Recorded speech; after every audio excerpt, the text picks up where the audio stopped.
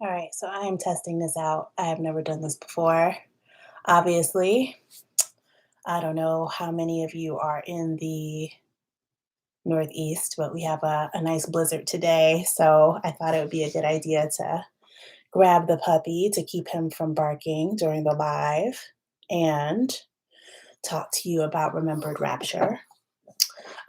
There's no guarantee that he's not going to bark, though, probably, but anyway, welcome to Black Book Stacks. I'm your host, JoshundaSanders, and I wanted to chat a little bit about um, Remembered Rapture, the writer at work, Bell Hooks's masterpiece that I love. It is um, a book that she wrote in 1990. Well, she published it in 1999, and um, it's one of my favorite books because of hers, because it talks about the importance of women writing and just being aware of the fact that, like, Black women in particular don't have much time. I'm just going to read from it a little bit. This is the book, Remembered Rapture. Sorry, Remembered Rapture, the writer at work. Um, and Before I get into it, though, let me just say thank you so much for the like, shares, and subscribes, for your comments um, between lives, which is this is my first, but also just in general. I know that it can be a little bit of time between um, when I upload content and talk about books and stuff. So I appreciate your support. I appreciate your patience. This is my puppy, and he also appreciates it. So I wanted to just talk about Remember Rapture because when Bell Hooks passed away last year, um, there was a lot of discussion about her work, about like all about love and the things that she said about love, and all those things are wonderful. And I really like her work about love. But Remember Rapture is one of my favorites because it's where she talks about being a writer and all of the challenges that come with being a prolific Black woman writer, and the fact that people would say things to her like, it's really suspicious that you have published so much. And she talks about writing against time, how important it is to um, remember that life is short and that you just don't have that much time to write. And it's just ironic, obviously, given that her life was cut short.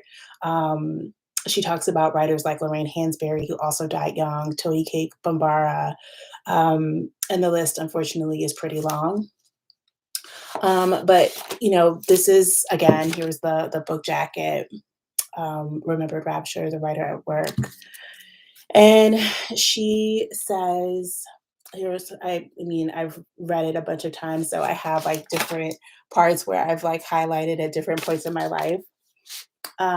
But she says, we do not write because we must, we always have choice. We write because language is the way we keep a hold on life. With words, we experience our deepest understandings of what it means to be intimate. We communicate to connect, to know community. Even though writing is a solitary act, when I sit with words that I trust will be read by someone, I know that I can never be truly alone. There's always someone who waits for words, eager to embrace them and hold them close. And that's from the beginning of this chapter where she talks about women who write too much. Um, and so here's the other thing that she writes. As long as I had only written and published one or two books, no one ever inquired or commented on my writing process or how long it took me to complete the writing of a book. Once I began to write books regularly, sometimes publishing two at the same time, more and more comments were made to me about how much I was writing. Many of these comments conveyed the sense that I was either doing something wrong by writing so much, or at least engaged in writing acts that needed to be viewed with suspicion. And I was wondering about that. Obviously, I'll never get to know, right? About like, is it that Black women are viewed with suspicion when we engage in creative acts, or was it a particular suspicion that was leveled at her because she was writing in one genre or writing across genres? And anyway, I love her writing on love, but I also think it's a disservice to bell hooks to not look at the ways that she critiqued publishing and critiqued the way that we do a disservice to women writers writ large, but also Black women writers when we don't acknowledge the structure, the patriarchal and um, hegemonic structures that privilege white male writers in particular over everybody else. And that's been true since before she published the book in 1999 and after. So it's been really nice to revisit this book. I had it in my office. So one of my gifts to myself early this year was to return to my office and pick it up again. So I highly recommend that if you have not read it. Um, and with that, I will move on to February picks. I am really loving Black American Refugee. This is by Tiffanie Drayton. The subtitle is Escaping the Narcissism of the American Dream. It is about this Trinidadian American. Look at this beautiful cover, first of all. Um, it comes out February 8th from Viking. And it is based on, it's an elaboration of the book that she wrote, or sorry, an op ed that she wrote um, for the New York Times about, sort of being a person of color, Black woman from Trinidad, and whose family lived in different parts of the States before she returned to Trinidad, and experiencing her reaction to racism and issues in America, as someone who both immigrated from Trinidad to the States, and returned basically as an expatriate of sorts. Really interesting, really fascinating. I really love this cover, so that's genuinely like a fun one to look out for. So it comes out February 8th. I have been also reading The Great Mrs. Elias by Barbara Chase-Riboud. I'm not sure if that's how you say her name, but that's how I say it. And it's fascinating. I love it. I yeah, sir, come here. This is why I have my dog in my lap in real time.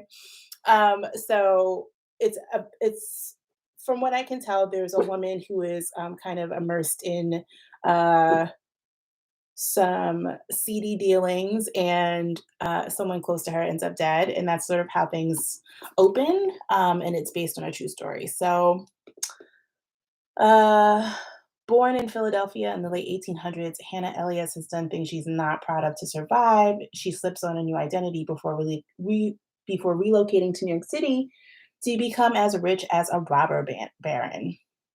So it is packed with glamour, suspense, and drama. So I highly recommend that if that's your thing, especially if you like historical fiction that is based on true stories, which I think this one is. And it comes out in February, although I don't have an exact date for that. I also very excited to say that I have a galley for Moon Witch Spider King, which is Marlon James's second, I think, in this um, Dark Star trilogy. And I have not read Black Leopard, Red Wolf. And so this is where I need you guys' help. If you watch this on playback, if you could tell me what your thoughts are. Like, can I read it as a standalone? Should I? Should I read Black Leopard, Red Wolf first? Just curious about your thoughts on that. Anyway, that is what I have for you at this moment. Thank you for your comments. Let me know what you're reading.